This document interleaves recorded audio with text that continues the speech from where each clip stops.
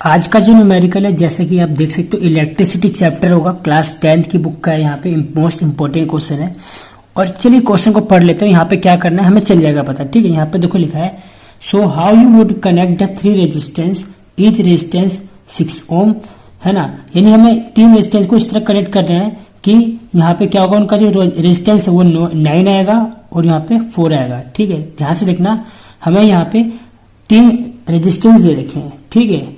और हर एक रेजिस्टेंस कितने का है, 6 ओम का है। तो इसको सोल्व करके हमें आंसर 9 और 4 लाना है। तो किस तरह से कनेक्ट करेंगे, तो पहला हम यहाँ पे कुछ इस तरीके से कर सकते हैं, जैसे कि आप देख सकते हो। यहाँ पे मैं सोल्व करके दिखा रहा हूँ। 3 रेजिस्टेंस को हमें कनेक्ट करना है।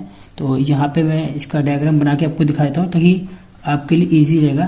तो यहाँ पे हमने जो पहला लिया है, हम इसको पैरेलल में कनेक्ट करेंगे, ठीक है। 2 को हम पैरेलल में कनेक्ट करेंगे। तो ये हम यहाँ पे इसको पैरेलल में कनेक्ट कर लेते हैं, ठीक है। और पैरेलल में 2 हमारे पास कितने रेजिस्टेंस है, 3 है। हमने 2 को पैरेलल में कनेक्ट कर लिया है और हम तीसरे को यहाँ पे लिख लेते हैं कुछ इस तरीके से, ठीक है। अब हम इसको सोल्व करेंगे तो हमें चेक करना है कि हमारा आंसर 9 आता है नहीं आता है। चलिए चेक करते हैं, ठीक है। तो यहाँ पे मैं इसको सोल्व करने जा रहा हूँ। तो यहाँ पे 2 पैरेलल है, तो रेजिस्टेंस अगर हमारा पैरेलल में है तो हम फॉर्मूला हम यहाँ पे अप्लाई करते हैं पैरेलल वाला, जहाँ पे हम लिखते हैं क्या, R1 प्लस 1/R2, ठीक है। तो सबसे पहले हम इसी को सोल्व कर लेते हैं। तो 1/6 प्लस 1/6 हो जाएगा। इनको नीचे का सेम होगा तो सिंपली हम इसको लिख सकते हैं 1/1 2/6, ठीक है। और ये हमारा सोल्व होकर आएगा 1/3, यानी कि हमारा R पैरेलल जो था हमारा कितना है, यहाँ पे हम लिख सकते हैं, यहाँ पे हमारा जो है 1/3 आया है। इसको रिवर्स कर देंगे तो हमारा जो आंसर होगा, रेजिस्टेंस हमारा कितना आ गया, 3 आ चुका है, ठीक है। तो हमारा इन दोनों को सोल्व करके 3 आया। अब ये हमारा 1 हो चुका है, ठीक है। इसको सोल्व करके हमारा 3 आया, तो ये और ये अब सीरीज में हो गया। तो हम यहाँ पे इस पे सिंपल सा सीरीज में सोल्व करेंगे। तो कैसे करेंगे चलिए देखते हैं। सीरीज में करने का तरीका बहुत सिंपल होता है। रेजिस्टेंस हम सीरीज में निकालते हैं। हमें क्या करना है, इन वाले रेजिस्टेंस को प्लस कर देना, R1 प्लस हम R2। अब हमारे पूरा R1 हो गया। तो हमारा R1 पूरा सोल्व करके कितना आया था, 3 आया था, ठीक है। 3 प्लस ये कितना दे रखा है, 6 दे रखा है। तो देख सकते हो जैसे ही मैं इसको ऐड करूंगा तो 9 ओम आ जाएगा। तो फर्स्ट वाले का हमारा आंसर आ चुका है, ठीक है। चलिए हम यहाँ पे करते हैं सेकंड वाला। तो यहाँ पे सेकंड वाले का सबसे पहले हम यहाँ पे डायग्राम बना लेते हैं कुछ इस तरीके से। तो यहाँ पे मैं डायग्राम बना रहा हूँ और हम यहाँ पे इसको सोल्व करते हैं कुछ इस तरीके से, जैसे कि आप देख सकते हो, ठीक है।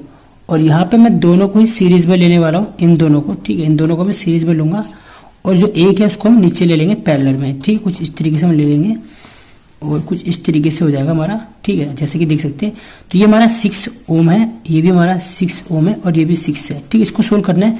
तो यहाँ पे देखो ध्यान से देखना, सबसे पहले हम क्या करेंगे, हम इन 2 को सोल्व करेंगे। ये दोनों हमारा सीरीज में, तो यहाँ पे हम सीरीज में निकालते हैं। तो हम क्या करेंगे, R1 प्लस R2, इन दोनों को प्लस कर देंगे। तो यानी 6 प्लस 6 जैसे कि आएगा आंसर 12 आ चुका है, ठीक है। तो ये दोनों हमारा 12 हो चुका है। अब इसको लेंगे तो देखते हमारा आंसर क्या आता है। तो हम इन दोनों को लेते हैं, सोल्व करते हैं और साइड में यहाँ करते हैं। तो अब ये और ये हमारा पैरेलल में होगा, तो यहाँ पे हम पैरेलल वाला फॉर्मूला अप्लाई करेंगे। तो 1/, में हम यहाँ पे लिख लेते हैं, इन दोनों को सोल्व करके हमारा 12 आया है। देन यहाँ पे प्लस 1/6 नीचे दे रखा है, 6 ले लेंगे, ठीक है।